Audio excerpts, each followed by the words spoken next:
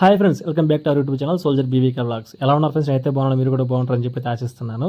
నేను డ్యూటీకి అని చెప్పి బయలుదేరిపోయాను ఫ్రెండ్స్. నా కూతురు చూడండి ఎంత దిగులుగా ఉందో, అలా దిగులుగా. ఫ్రెండ్స్ వీడియో లాస్ట్ వరకు అయితే చూడండి. నేను ట్రైన్ ఎక్కేసిన తర్వాత పాపం నా కూతురు అటు ఇటు రైల్వే స్టేషన్లో ఎలా దిక్కులు చూసిందంటే, నేను ఆ వీడియో చూసిన తర్వాత నాకే భలే బాధ అనిపించింది.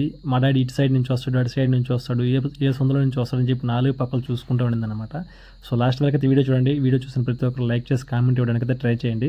దాదాపు నేను సెలవు నుంచి ఇంటి నుంచి వచ్చి డ్యూటీకి ఈ మంత్ అంటే ఇది సెప్టెంబర్ 25కి 3 months కంప్లీట్ అయిపోద్ది అనమాట. కానీ నేను మా పాప పుట్టిందే కానీ పుట్టినప్పటి నుంచి ఒక్కసారి కూడా దీపావళికి ఇంటి దగ్గర లేను. సో ఈసారి దీపావళికి ఇంటి దగ్గర ఉండాలని చెప్పి ప్లాన్ చేసుకుని నేను నెక్స్ట్ మంత్ అంటే ఆల్మోస్ట్ 4 months అయిపోతాయి అనమాట. సో నెక్స్ట్ మంత్ ఇంటికి పోవడానికి అయితే ఇక్కడ అప్లికేషన్ ఇచ్చున్నాను. సో ఈసారి ఎలాగైనా సరే దివాళీ మా పాపతో సెలబ్రేషన్ చేసుకోవాలనుకుంటున్నాను. చూద్దాం మరి ఏమైతే. నేను డ్యూటీకి వచ్చేటప్పుడు ట్రైన్లో వస్తాను అనమాట. మా ఊరు నుంచి రైల్వే స్టేషన్కి పోవడానికి ఆటోలో వెళ్తాము. వెళ్ళిన ప్రతిసారి ఆటో పెట్టుకుంటాను, సపరేట్గా ఆటో బాడీకి పెట్టుకొని మా అమ్మ, మా నాన్న, మా తమ్ముడు, మా వైఫ్ ఇట్లా అందరం కలిసి వెళ్ళి నన్ను ట్రైన్ ఎక్కిస్తారనమాట.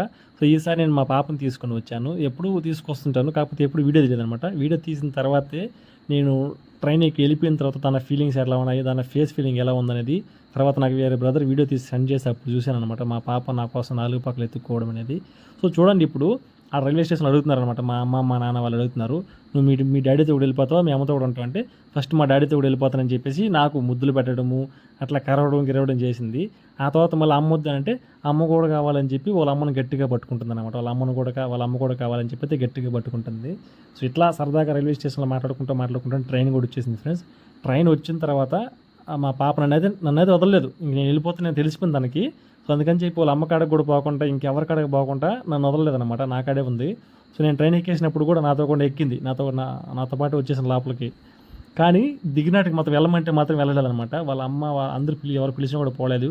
లాస్ట్కి బలవంతంగా ఏడుస్తూ ఎలాగోలాగా తీసేసుకున్నారనమాట. సో నాకైతే బాగా బాధ అనిపించింది. కానీ వీడియోలో అయితే నేను ఏడుస్తున్నట్టు బాధపడుతున్నట్టు కనిపించలేదు. ఎందుకంటే నేను బాధపడతాను అనుకో, ఇంకా మా అమ్మ, మా నాన్నకి అదే ఫీల్ ఉంటుంది అనమాట వాళ్ళకి మనసులో.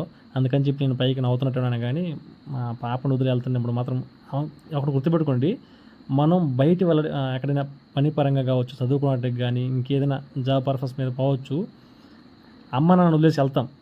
కానీ మన బిడ్డలను వదిలేసి పోవాలంటే చిన్నపిల్లలప్పుడు చాలా బాధ అనిపిస్తుంది. అది నాకు ఇప్పుడిప్పుడే తెలుస్తుంది అనమాట. నేను ఎప్పుడు చిన్నప్పటి నుంచి హాస్టల్లోనే పెరిగాను.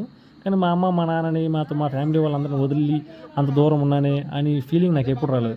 కానీ ఇప్పుడు మాత్రం మా పాపను వదిలి వెళ్ళాలంటే మాత్రం అదొక తెలియని ఫీలింగ్ అనమాట. సో అప్పుడు అనిపించింది, కన్న తల్లిదండ్రులు కూడా వదిలి ఉండగలను కానీ మన బిడ్డలను అయితే వదిలి ఉండలేము అని చెప్పి. సేమ్ ఫీలింగ్ మా అమ్మకి, మా నాన్న కూడా ఉంటుంది అనుకుంటున్నాను నేను. ఏంటో వీడియోలో ఏదేదో మాట్లాడేస్తున్నాడు, సారీ తప్పుగా మాట్లాడితే మాత్రం. సో అలా ట్రైన్ మూవ్ అయిపోయిన తర్వాత మా పాప బాగా ఏడిసిందనమాట. 4 పక్కల చూస్తుంది. మీరు గమనించండి, వీడియోలో నేను చూపిస్తాను. వీడియో వస్తుంది, ముందు వస్తుంది వీడియో చూడండి. 4 పక్కలు చూస్తుంది. మా డాడీ ఇటు పక్క నుంచి వస్తాడేమో, అటు పక్క నుంచి వస్తాడేమో చెప్పి 4 పక్కల దిక్కులు చూసుకుంటూ ఉండింది. ఆ వీడియో నాకు సెండ్ చేసిన తర్వాత అండ్ వీడియో కాల్లో నేను వెళ్ళిన వెంటనే ట్రైన్లో కూర్చున్న తర్వాత వీడియో కాల్ కూడా చేశాను. వీడియో కాల్లో చేస్తే చూసి ఏడుస్తుంది.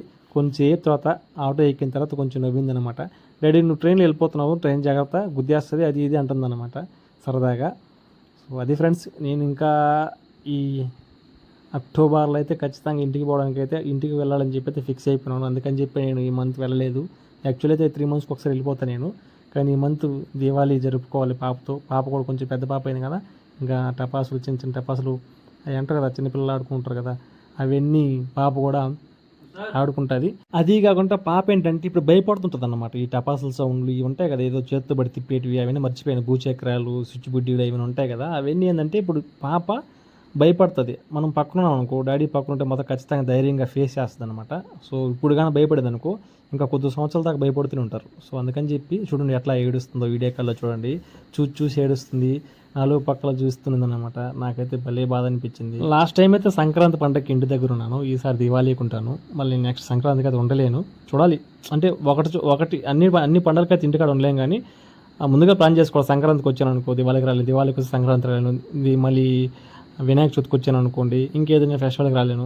సో వినాయక చవితి దాదాపు అయిపోతుంది, నేను ఒక 5-6 సంవత్సరాలు అయిపోతుంది మా ఊర్లో సెలబ్రేట్ చేసుకుని. నెక్స్ట్ టార్గెట్ వినాయక చవితి అనమాట. నెక్స్ట్ ఇయర్కి వినాయక చవితికి ఇంటికి వెళ్ళాలనుకుంటున్నాను.